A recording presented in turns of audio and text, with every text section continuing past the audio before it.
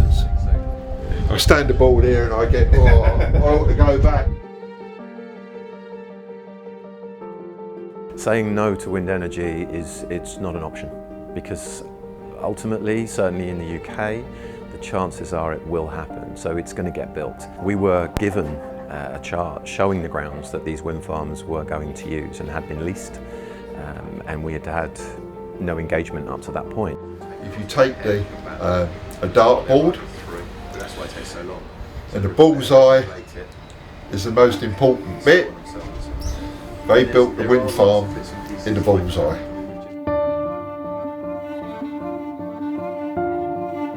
One of the developers turned up one day with these agents, and we went for a cup of tea and we sat around the table. There's 3 or 4 fishermen, including myself, and they laid a chart on the table and said, we're going to build a wind farm here. Much to our surprise, because we didn't know what was coming, and they said, but we're not worried about the fishermen because it's divide and conquer. Fishermen can't stick together.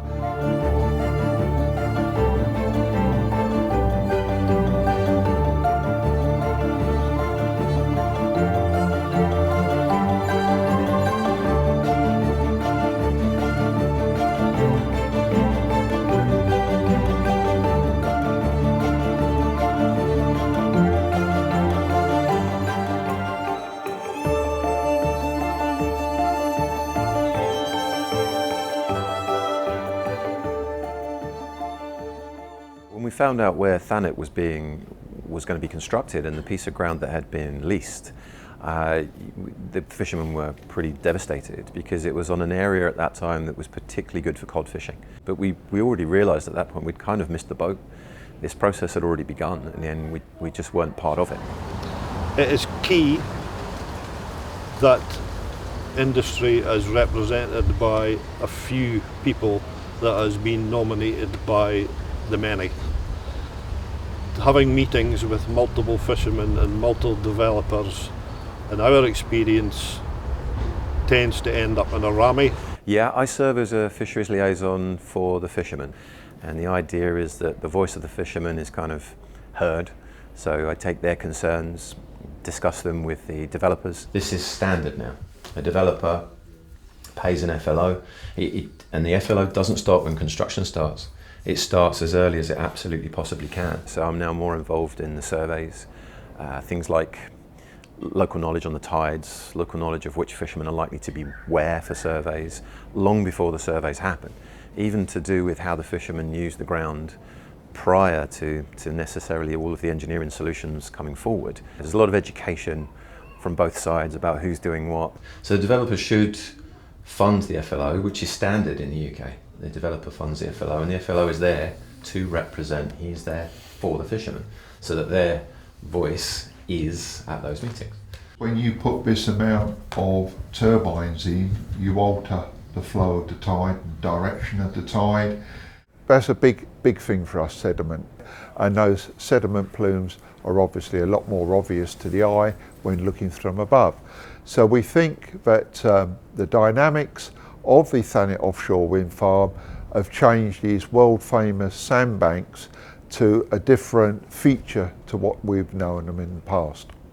You get a lot more of sediment mixing up, especially on the big tides. Very poor visibility, the fish swim very slow, they sense the gear, and you don't catch them.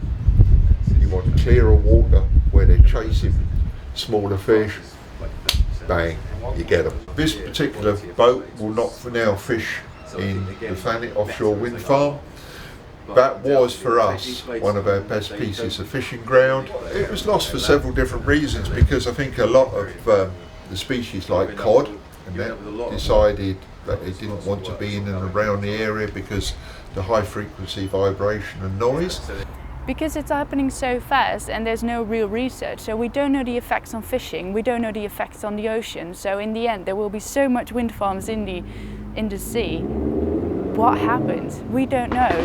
As yet we don't really know what impact the construction activity is going to have on the scallops. We can reliably guess that it's not going to be good because the ground's going to be disturbed, the water column is going to be disturbed, so the entire life cycle of scallops is going to be disturbed for a couple of years. You know, the fact that there's mussels and there's oysters, that stuff only used to be on the odd buoy chain. Yeah. Now they're on 100 structures out here, or with all the others, hundreds of structures. When there's too many, they fall off, which goes underground. Then you get starfish, which feed on them, and it's a vicious circle.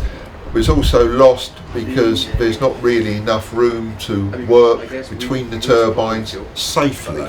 When you're hauling, you could easily set down onto a turbine. And that's what's happened there with that collision. It's not a steaming accident, that is literally setting down onto a turbine. Because here, if they had it northeast, southwest, people could drift probably straight down in between them. Yeah, because it goes northwest, southeast, It's crap. You're always across you know, there's always a turbine in the way. If it's dark, you still got to concentrate, because after 4 or 5 years they let the lights go out on them. Whereas at the moment everyone's individually lit. Here they've let all the lights go out on a lot of them. Too many cables that are in the water column. There's too many anchor spread. The anchor spread go out to 1,000 metres, and it'd be far too dangerous for any vessel to go into that area. We have a profitable fishery right now. Yeah. And we want to keep it that way. Yeah. And we're afraid with the wind farms, with loss of ground, that we'll be constrained to a smaller area. Yeah, and talking and listening to the fishermen, because that doesn't happen right now. They do talk to us, but they never listen. Even if we ask them to move a mile to the north, they say no, because they already have the consent, and the government just wants the wind farms because that's the #1 priority. But we did suffer very badly at the beginning by not only not being part of it, but really not understanding it. We've learned an awful lot in 10 years. We're still learning.